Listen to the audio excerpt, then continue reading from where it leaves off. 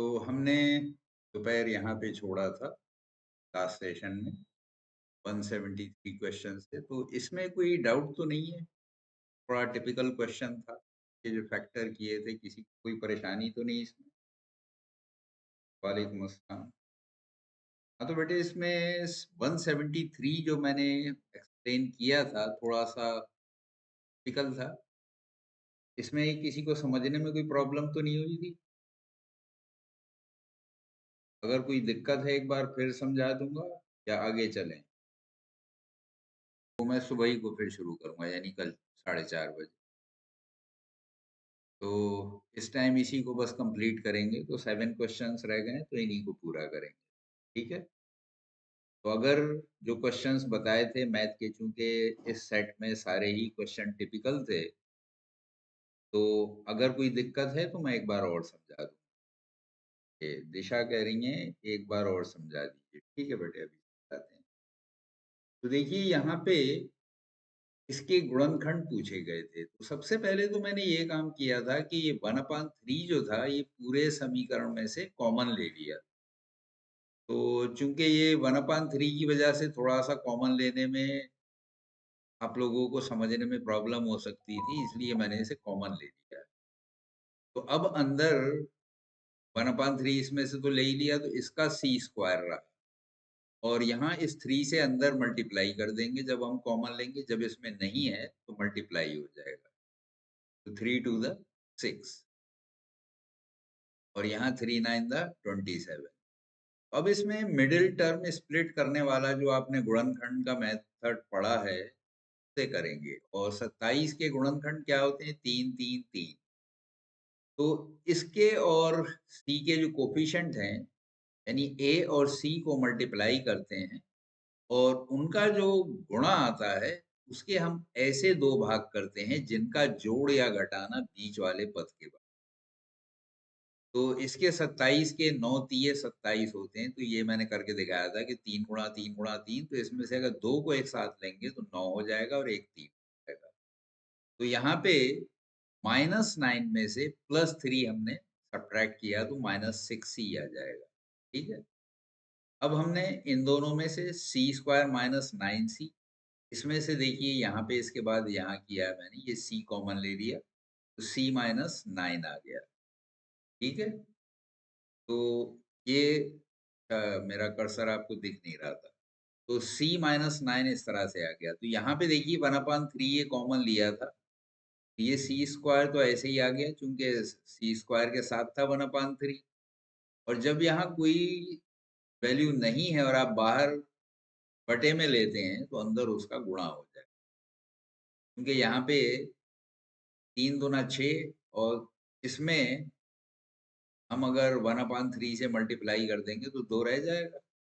3 से दो 3 कट जाएगा। तो इस तरह से यहाँ पे -6 आया। तो -6c और यहाँ 9 था तो 9 तिये 27 हो जाएगा। तो अब इसमें बीच का जो पद है, इसको स्प्लिट करना है अब। 2 भागों में जो बाँटते हैं वो इस तरह से बाँटते हैं कि पहला पद और आखिरी पद जो है यानी c स्क्वायर और -27 इनका जो गुणा आएगा -27c स्क्वायर आएगा। ठीक है? इसके हम गुणनखंड कर लेते हैं। चलिए मैं एक खाली पेज लेके इसको एक्सप्लेन कर देता हूँ।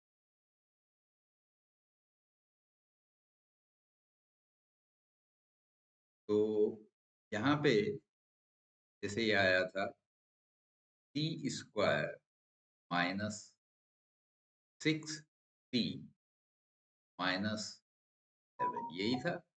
चेक कर हाँ, 6c और ये 2 नेगेटिव थे, पहला पॉजिटिव। इसमें देखिए इसके जो गुणा करेंगे, इसको और इसको मल्टीप्लाई करते हैं बाहर वालों को, तो -27 सी स्क्वायर।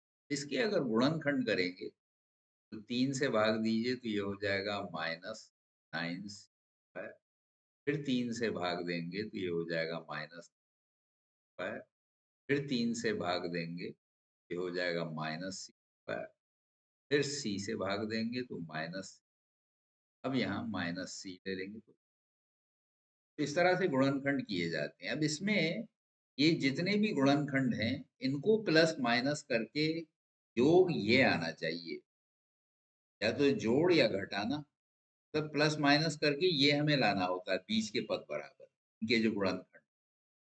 तो यहाँ पे देखिए -6 है, तो यानी बड़ा वाला जो है वो हम नेगेटिव लेंगे। तो 3 तिये 9 और एक सी कौन सा लेंगे, ये माइनस वाला लेंगे।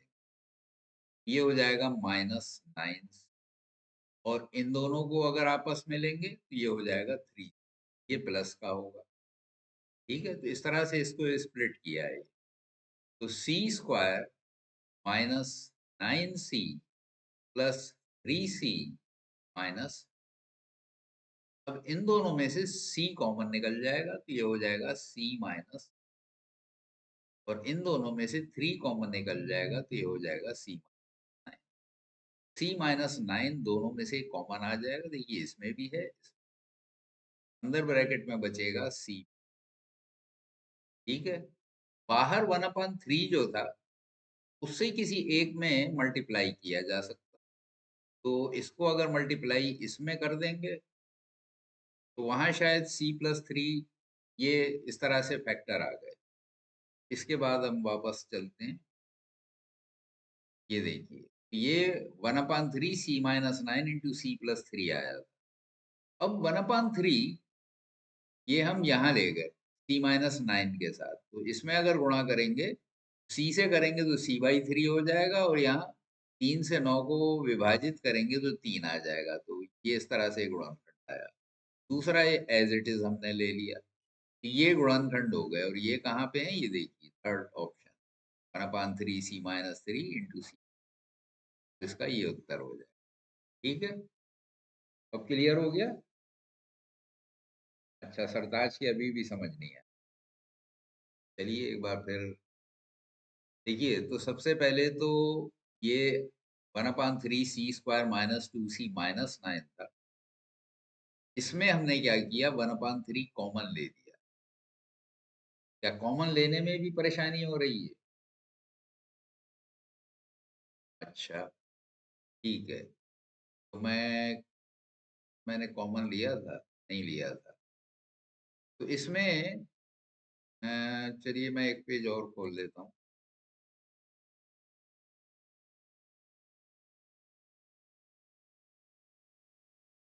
तो इसको c² -6c मैं दे देता हूँ।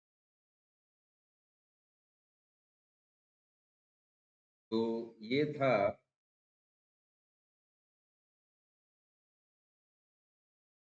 1/3 c² -2c-9।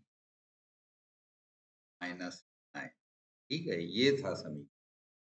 तो इसमें हम क्या कर सकते हैं कि देखिए 1/3 गुणा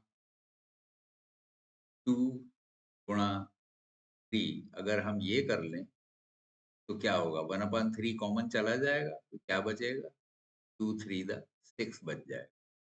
और यहाँ पे अगर 1/3 अब 9 था, -9 × 3 करेंगे तो देखिए इसमें ये इससे कैंसिल हो जाना।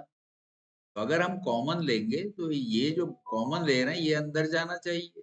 ऐसे ही यहाँ पे ये 9 था, इसमें से अगर 1/3 कॉमन लेंगे ये 9 अंदर चला जाए। ये इस तरह से अगर हमने कॉमन लिया तो यहाँ पे तो 1/3 था, तो ये तो खाली c² रह जाएगा।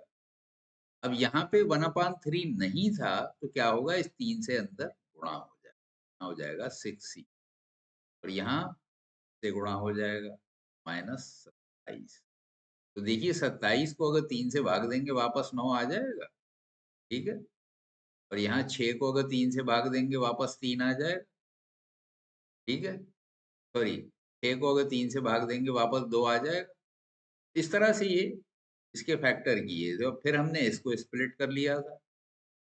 अब इसका मैंने आपको पिछले स्लाइड में ये देखिए कि आगे ये मैंने करके दिखाया था। c² -6c-27 जो है, तो इसको जो स्प्लिट करते हैं, जो बाहर वाले पद हैं इन्हें आपस में गुणा करते हैं, गुणा करके ये आ गया -27c²।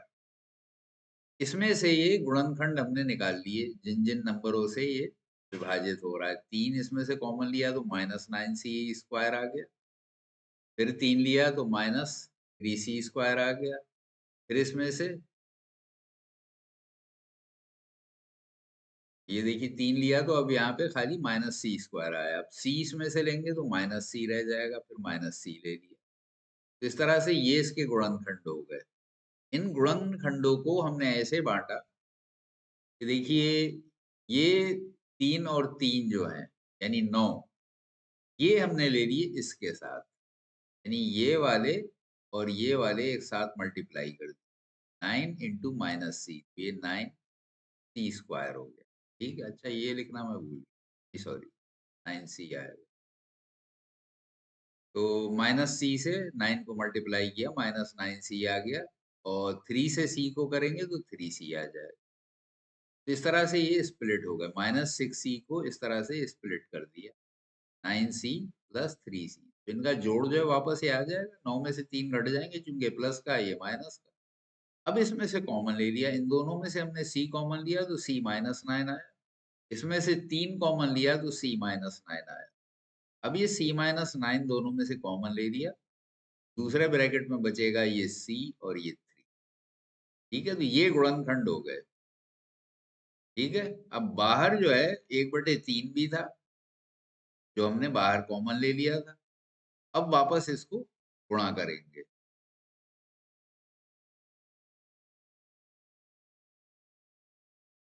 तो गुणा करके देखिए ये इस तरह से आया था 1/3 इतने इतने ये। तो ये गुणनखंड हमने किए थे। अब इस 1/3 को वापस इस पहले वाले में हमने गुणा कर दिया। तो ये c/3 हो जाएगा और 9 में 1/3 का गुणा करेंगे तो -3 हो जाएगा। तो इस तरह से एक गुणनखंड ये आया, एक गुणनखंड ये आया। ठीक है? तो ये ऑप्शन है आपका तीसरा। अब समझ में आ गया? हेलो? हाँ, सरताज अब समझ में आ गया? ठीक है, चलें आगे?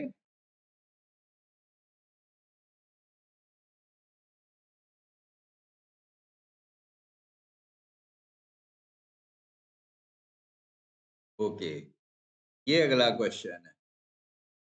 ठीक है?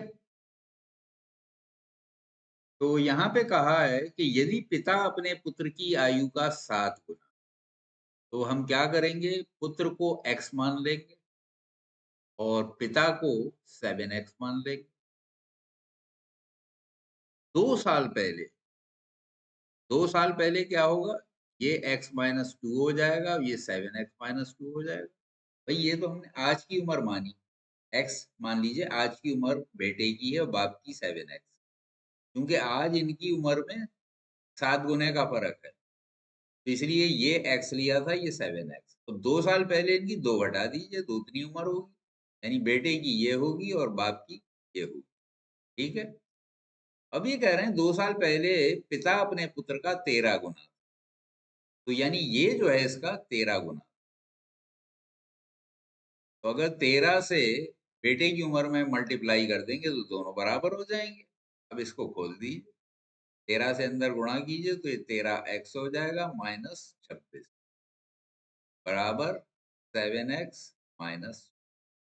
अब इसको इधर ले जाएंगे और इसको इधर ले जाएंगे तो 13x minus 7x is equal to -2 plus. तो 13 में से 7 गए 6x हो गया बराबर 26 में से 2 गए 24। तो x की वैल्यू क्या आ जाएगी? x इज इक्वल टू 24/6 यानी 4। तो x की वैल्यू 4 आ गई। तो मौजूदा उम्र जो है वो क्या है? बेटे की 4 हो जाएगी और बाप की 7x था तो 7x हो जाएगा 7 into 4 यानी 28। ये बाप की उम्र हो जाएगी और ये बेटे की उम्र हो जाएगी। यहाँ किसकी पूछी है? पिता की वर्तमान आयु है। पिता की वर्तमान आयु यही है जो हमने निकाली है 7x कि आज की उम्र ये मानी थी हम। ये पिता की आयु हो जाएगी। ठीक है, क्लियर हो गया? इसमें तो किसी को परेशानी नहीं है। ठीक है, समझ में आ गया? चलें आगे फिर। 17 का 4, 174 का 4 कैसे आ गया जोया? जोया और सरताज का 4 आ गया, क्यों? 24 क्यों ले रहे हैं? तो भाई 7 चौक 28 हुआ। ठीक है, तो तीसरा ऑप्शन होगा। ओके,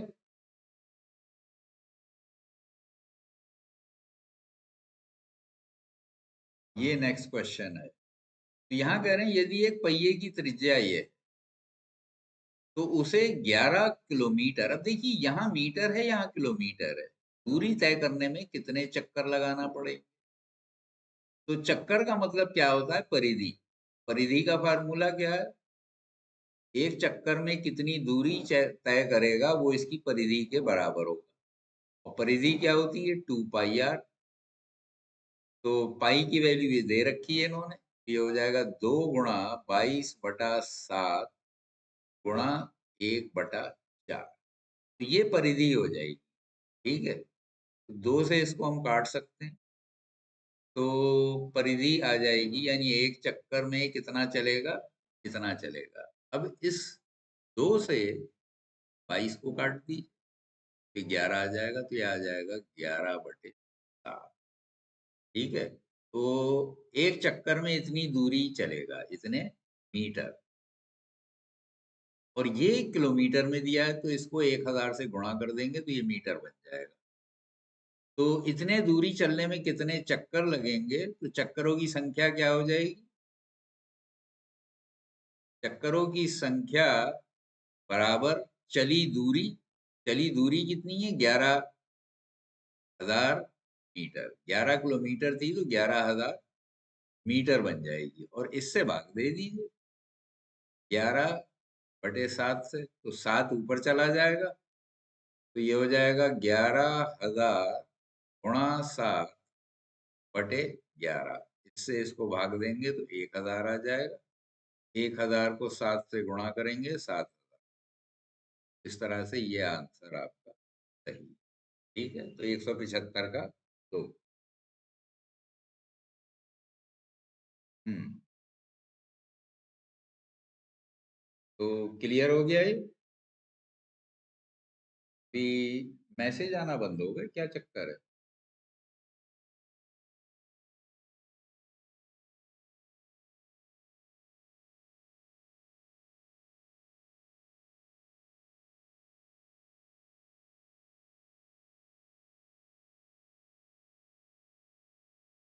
तो ये क्लियर हो गया? मैसेज नहीं दिखाई दे रहे हैं आप लोगों के? एक मिनट में।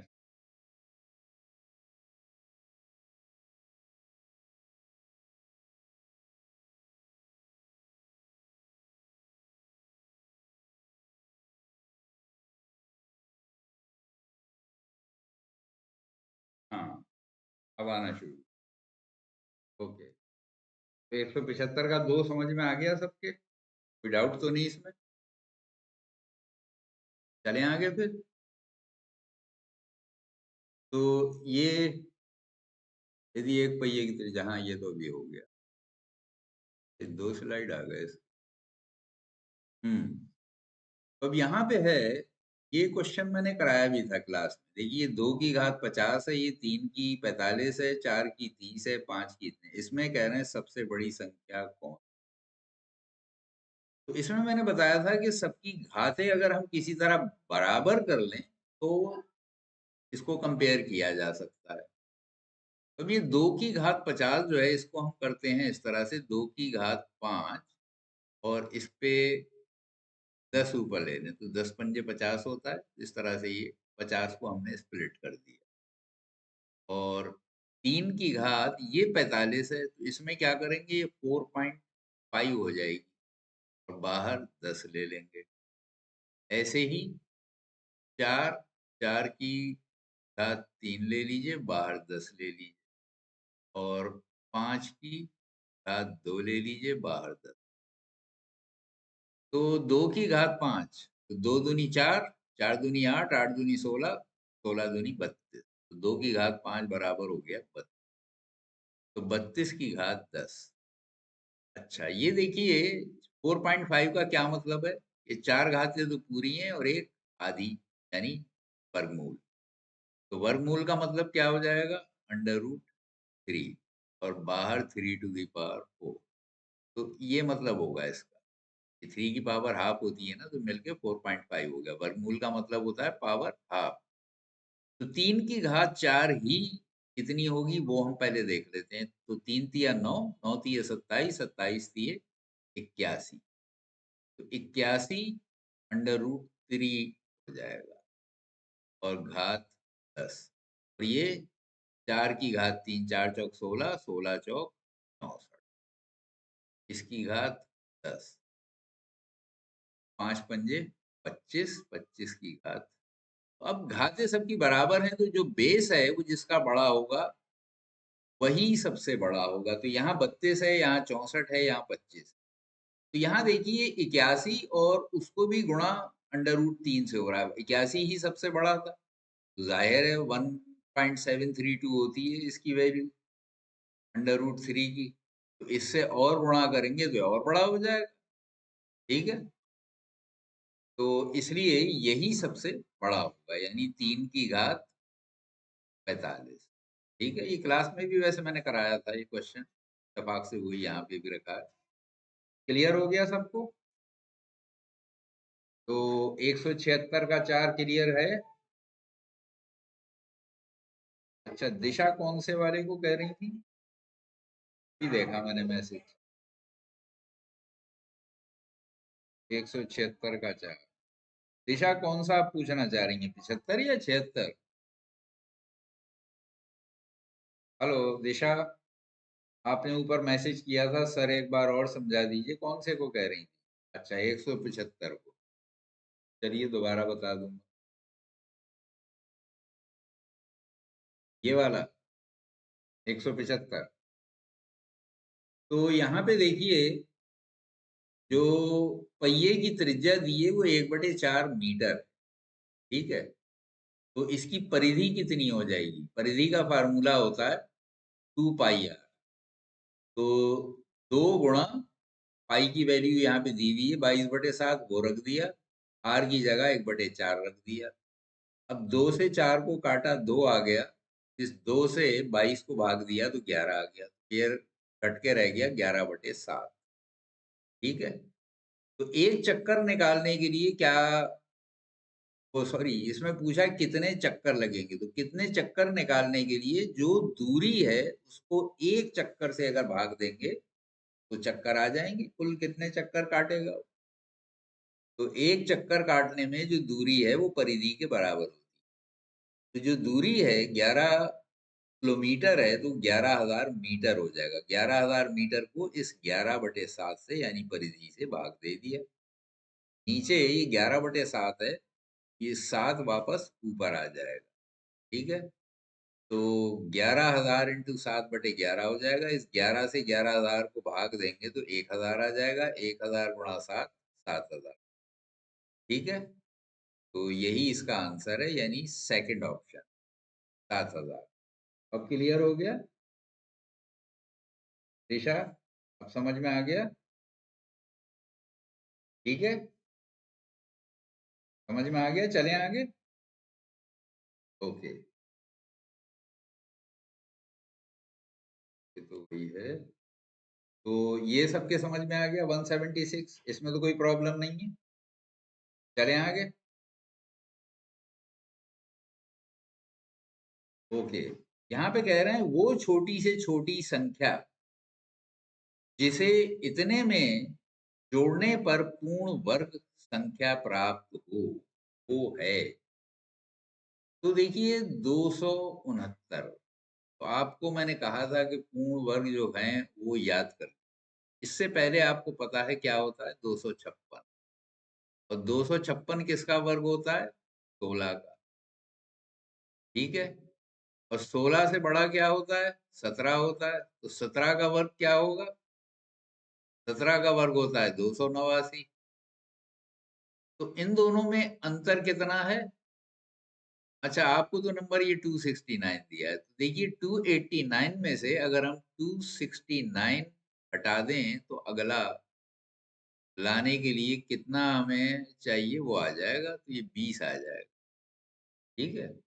क्योंकि यहाँ पे कह रहे हैं वो छोटी से छोटी संख्या जिसे इतने में जोड़ने पर पूर्ण वर्ग संख्या प्राप्त होती है, यानी इससे बड़ी चाहिए। इसके आसपास की हमने देखी, इससे पहले 256 होता है जो 16 का वर्ग है, और इसके आगे 289 होता है जो 17 का वर्ग है। तो 289 में से इसको घटा दीजिए तो वो संख्या आ जाएगी जो जोड़ने पे ही आ जाएगा। यानी अगर इसमें 20 जोड़ दें तो 289 हो जाएगा, ये पूर्ण वर्ग बन जाएगा। तो यानी इसका आंसर यही हो गया, पहला, यानी 20 जोड़ने पे ये 289 हो जाएगा जो कि 17 का वर्ग है। ठीक है, क्लियर हो गया सबको? इसका तो आंसर आ गया सब। ठीक है, ये चलते हैं। यदि इतने बराबर इतने तो x का मान होगा, तो इसमें क्या करेंगे? यहाँ पे दिया है 9 टू पावर 2x माइनस 1, और इधर दिया है 2 की घात 5 माइनस, इसको तो अभी ऐसी रखिए 2x माइनस 1। अब देखिए ये क्या आएगा, 2 की घात 5 32 होता है, 32 में से 5 घटा दी 27 आ गए, और ये 9 की घात 2x। देखिए कंपेयर करने के लिए घातों का अगर मान निकालना हो तो दोनों का बेस 1 कर लेते।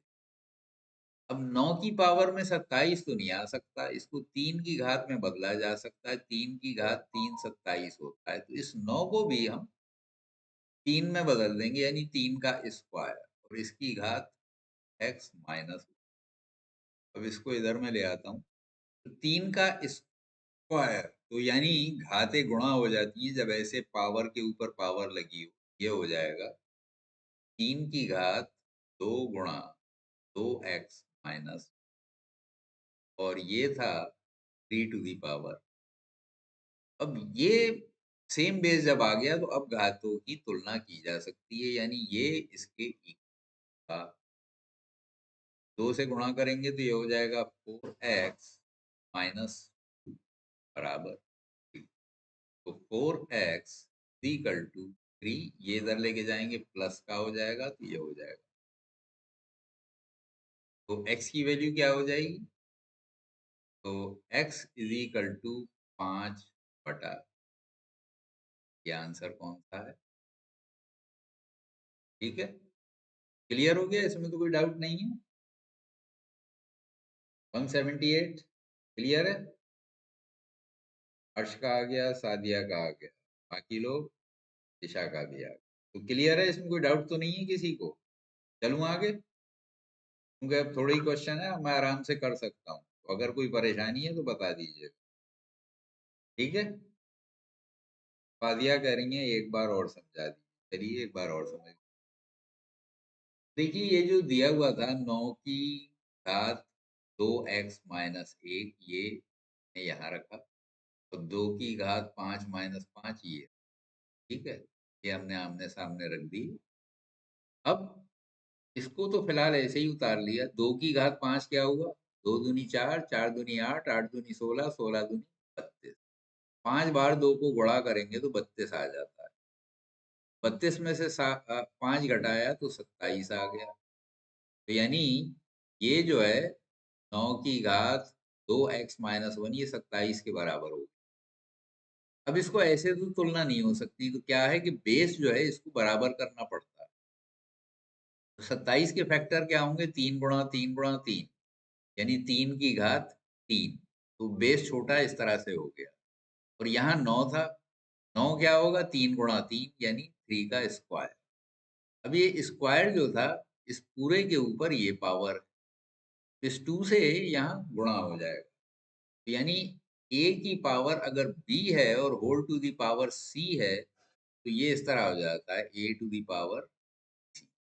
वैसे ही यहाँ हो गया कि 2 से 2x माइनस 1 में गुणा हो गया तो ये equal to 3 to the power 3। दोनों तरफ जब सेम बेस आ गई, यहाँ भी 3 है और यहाँ भी 3 है, तो अब ये जो इनकी घातें हैं इनको आपस में बराबर रखा जा सकता है। 2 से अंदर गुणा कर दिया तो 2 दूनी 4x हो गया, 2 एकम 2। तो ये इनकी जो घातें थी अब इनकी आपस में तुलना हो गई। ठीक है, अब इस 2 को हम इधर ले गए, इधर जाके प्लस का हो जाएगा, यहाँ के प्लस का हो गया, इधर minus. 4x is equal to 3 plus 2 यानी 5। तो 4x बराबर 5 आ गया। x बराबर क्या हो जाएगा, इस 4 को दूसरी तरफ ले जाएंगे, यहाँ गुणा है, इधर जाके भाग हो जाएगा, ये आ जाएगा 5/4। यही आपका, ठीक है, समझ में आ गया? आदि आप समझ में आ गया बेटे? तो कोई डाउट नहीं है? चलें आगे। ओके, 179। तो इसमें क्या है कि ये पावर -1। तो -1 में क्या होता है कि अंदर जो कुछ भी है उसका विलोम रख सकते हैं हम। तो हमने इसका विलोम रखने का मतलब क्या हुआ, ये हो गया 3 की पावर माइनस 1/3 का विलोम 3 हो गया और ये हो जाएगी प्लस। ठीक है, इसका ऊपर घात का विलोम, अंदर इसका विलोम माइनस, यहाँ 1/4 था, घात -1 है तो ये हो जाएगा 4 की घात 1 10 की। और अब इस पूरे का घात -1, ये 3 की घात 1 3 ही होगा, 4 की घात 1 4 ही होगा, तो 3 -4 और इसकी पावर -1। तो अंदर आ गया -1 और -1 की पावर -1 का मतलब क्या है, 1/। तो 1 को अगर -1 से भाग देंगे तो भी क्या आएगा, -1 ही आएगा, ये आंसर। ठीक है, ये कहाँ पे है, पर पे। इसमें तो किसी को कोई डाउट नहीं है, ये -1 इसका आंसर होगा। ठीक है, 179 का 3 क्लियर। इसमें तो किसी को डाउट नहीं है, चलूं आगे। ओके, किसी को कोई प्रॉब्लम नहीं है, चलता हूँ फिर आगे। लास्ट क्वेश्चन है, अभी भी अगर कोई प्रॉब्लम हो बता दीजिए, या और कोई क्वेश्चन में भी डाउट सुबह रह गया हो बता दीजिए, मैं दोबारा बता दूँ। क्योंकि अभी स्लाइड पूरे तैयार नहीं हो पाए थे, तो अब वो कल दोपहर में मैं नेक्स्ट पेपर करूंगा। तो यहाँ पे कह रहे हैं किन्हीं दो संख्याओं का योगफल तथा गुणनफल क्रमशः 11 और 18 है। यानी वो संख्याएं क्या हो सकती हैं, देखिए x प्लस वाई यानी 11 हो गया, x प्लस वाई 11 है और x गुणा वाई 18 है। इसको हल करने के बजाय गैस मारते हैं, ऐसी कौन सी दो संख्याएं जिनका गुणनफल 18 होगा।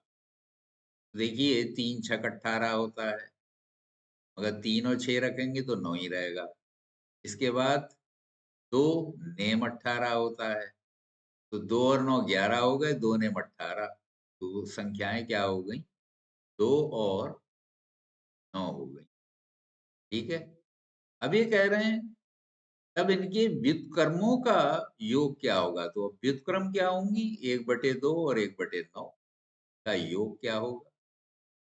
तो इसका सलूशन क्या है, दोनों का एलसीएम हो गया 18, 2 से 18 को भाग देंगे 9, 9 एकम, और 9 से 18 को भाग देंगे 2 आएगा, 2 एकम 2। ये हो गया 11/, ये आंसर है आपका सेकंड। ठीक, यहाँ पे पेपर कंप्लीट। तो आज का काम वैसे यहाँ खत्म होता है, लेकिन अभी भी टाइम है। अगर पीछे के किसी भी क्वेश्चन में किसी को भी कोई प्रॉब्लम हो तो मुझे क्वेश्चन नंबर बता दें। सर 169 समझा दीजिए एक बार। 169 हो,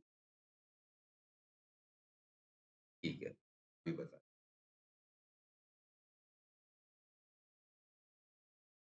तो ये तो क्लियर हो गया ना सबको, 180 में तो कोई डाउट नहीं है, तो इजी था।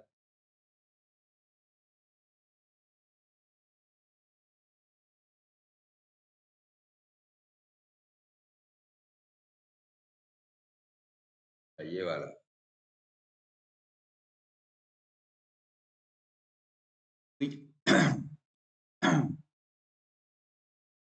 यदि P इज इक्वल टू इतना तो P का मान ये दे रखा था और ये कह रहे हैं P माइनस 1/P का मान ज्ञात, ठीक है।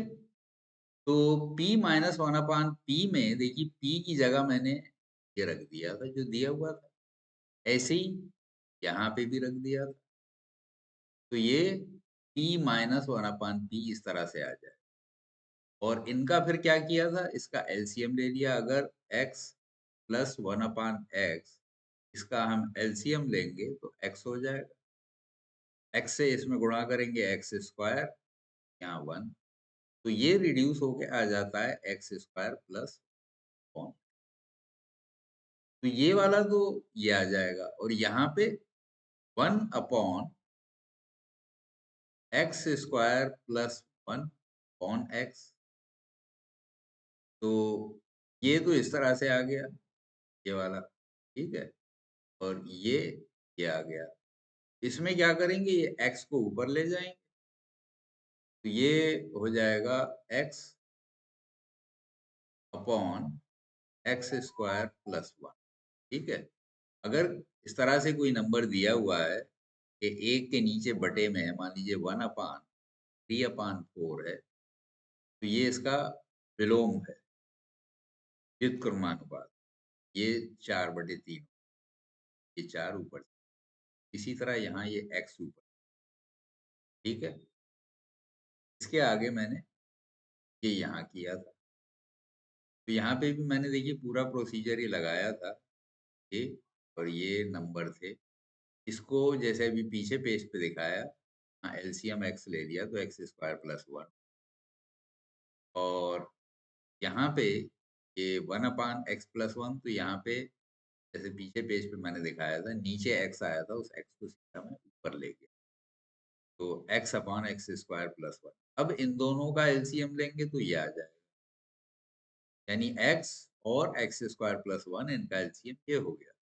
x से जब इसको भाग देंगे तो ये आएगा x स्क्वायर प्लस 1, ऊपर x स्क्वायर प्लस 1 ऑलरेडी था तो इसी से गुणा हो जाएगा और माइनस, अब यहाँ पे एक्स स्क्वायर प्लस 1 नीचे था तो इस हर से इस लासापा यानी एलसीएम को भाग देंगे, ये दोनों कैंसिल हो जाएंगे, एक्स रह जाएगा। यहाँ एक्स से इस एक्स में गुणा होगा माइनस एक्स। अब इन दोनों को खोल दिया तो एक्स स्क्वायर को एक्स स्क्वायर प्लस 1 में अगर यहाँ समझने में प्रॉब्लम थी, देखिए एक्स स्क्वायर से पहले एक्स स्क्वायर प्लस 1 गुणा करेंगे और फिर 1 से एक्स स्क्वायर प्लस 1 में गुणा करेंगे, को पूरा खोलेंगे, ये x की घात 4 हो गया, ये एक्स स्क्वायर हो गया, ये यहाँ पे गुणा करेंगे एक्स स्क्वायर हो गया, ये 1 हो गया, ठीक है। ये दोनों एक जैसे हैं, आपस में जुड़ जाएंगे तो ये देखिए 2x स्क्वायर आ गया, ठीक है। तो इन दोनों का गुणा करने पे x⁴ plus 2x square plus 1 और यहाँ पे तो सिंपल है, इसको इससे भाग देंगे, x बचेगा, x से ऊपर x को गुणा करेंगे माइनस एक्स। ये दोनों एक जैसे हैं, लाइक टर्म्स हैं, इसमें से घट जाएगा और एक रह जाएगा, ये एक्स स्क्वायर रह गया, 2x स्क्वायर में से एक्स स्क्वायर गया, ठीक है। तो x⁴ plus x square plus 1/x³ plus x, ये हमारा आंसर हो, ठीक है। ये पीछे देखिए, ये यहाँ पे था third number, x⁴ plus x square plus 1/x³ plus, यही हमारा आंसर हो गया, ठीक है। सर एग्जाम पास करने के लिए कितने मार्क्स लाने होंगे? बेटा एक इसमें कम से कम 75% मार्क्स लाओगे तब नंबर लगेगा। कि वो तो नंबर है, गवर्नमेंट की तरफ से फिक्स है कि इतने लोगों को स्कॉलरशिप दिया जाएगा। वो मेरिट पे भी डिपेंड करता है। तो अगर मेरिट बहुत अच्छी गई तो उतना ही हाई परसेंटेज जाएगा, कट ऑफ उतना ही हाई होगा। लेकिन ज्यादातर 75% के ऊपर अगर बच्चे ले आते हैं तो सिलेक्शन हो जाता है 100। तो 75 मान के चलिए कि इतने तो लानी है आप। ठीक है, 180 का दो। ठीक है। अरीबा बड़ी देर में बता रहे हैं। कहाँ थी अरीबा? आप रोज दिखती नहीं है। आज दिखी हैं आप? हाँ, आज तो मैसेज भेज रही थी और मिटा मिटा दे रही। तो गलत आ गया था आपका। ठीक किया है। तो और तो किसी को कोई डाउट नहीं है? आगे बताऊं? कोई और रिवाइज करना है? हाँ, तबीयत ठीक है बेटे। ओके। अरीबा तबीयत क्यों पूछ रही है भाई? अच्छा। हर्ष कह रहे हैं सर एसएसटी और साइंस की पूरी थ्योरी पढ़ानी। पढ़ानी नहीं है, पढ़नी है आप। तो देखिए उतने थ्योरी में तो टाइम लगेगा, इसीलिए मैंने पीडीएफ में भेज दिया था। अब उसमें आप एक काम करना, उसका आसान तरीका क्या है, उसमें आंसर शीट भी लगी हुई है, उससे देख के आप मार्क कर लीजिएगा पीडीएफ में प्रिंट आउट निकलवा के, और फिर उसको याद कर लीजिए। सबसे आसान तरीका है। साइंस और एसएसटी में यही करना। बाकी डिटेल में थ्योरी पढ़ना चाहते हैं उससे बेहतर तो कुछ है ही नहीं, शॉर्टकट ये है। ठीक है, कि उसमें जो आंसर दिए हुए हैं वो आंसर मार्क कर लीजिए आप उसमें, और वो फिर याद कर लीजिए। ठीक है, अगर टाइम नहीं हो तो यही करना। बाकी इसकी थ्योरी आपको पढ़ा ही चुका हूँ बहुत डिटेल में, मेंटल एबिलिटी का भी और मैथ का भी। इसमें तो कोई परेशानी होना नहीं चाहिए। और आप लोग अब आंसर तो देने लगे हैं, एक आध का कोई बीच में गड़बड़ होता है, बाकी तो अब माशाल्लाह ठीक कर रहे हैं आप लोग। पास हो जाएंगे। लगे रहिए, अभी 3-4 दिन है, रिवाइज करते रहिए। ठीक है। तो कल दोपहर में मैं शुरू करूंगा 2020 का पेपर। ठीक है, का पीडीएफ मैंने भेज दिया है, वो आप लोग पढ़ के आइएगा। कोशिश करके जो भी आप कर सकते हैं उसमें निकाल के लाइएगा, ताकि साथ साथ आप जवाब दे सकें। अगर पॉसिबल होगा तो 19 वाला भी निपटा देंगे, या कोई प्रैक्टिस सेट और ले लेंगे। प्रैक्टिस सेट मेरे पास और आ गए हैं, वो मैं कल आपको और भेज दूँ। ठीक है। तो प्रैक्टिस सेट आप खुद भी फिर प्रैक्टिस कर लीजिएगा। इनके मैं देखूंगा आंसर भी अगर मिल गए तो मैं आंसर के साथ भेज। ठीक है। ओके। खत्म करें फिर? चलिए, अल्लाह हाफिज।